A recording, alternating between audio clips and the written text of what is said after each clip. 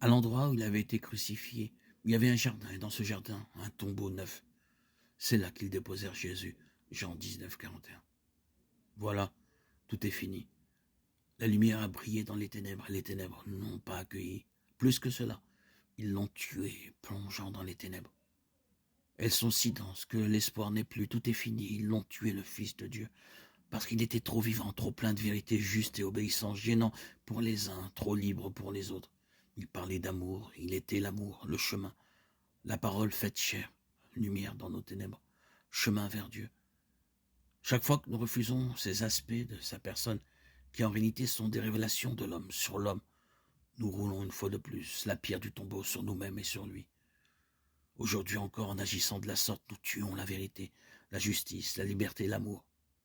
L'homme, en un mot, Dieu. Nous l'enfermons et le condamnons dans nos tombeaux modernes, que sont l'esclavage moderne, c'est-à-dire notre rapport à la consommation qui génère la peur de manquer, la frustration, nos manques de charité, la jalousie, la banalisation du sexe et le rapport malsain à l'argent, la méchanceté gratuite. Seigneur, libère-nous afin que nous soyons d'ardents défenseurs de la vérité, de la liberté et de l'amour. Tu n'es pas mort pour rien. Nous en sommes les témoins au cœur du monde d'aujourd'hui. Sortons de nos ténèbres, redécouvrons le véritable sens des valeurs que nos familles ont perdues.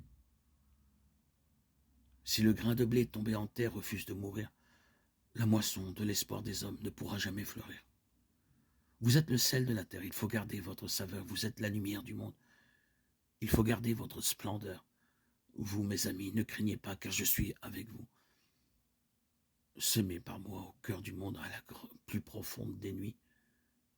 Vous deviendrez la moisson blonde qui mûrit au vent de l'esprit.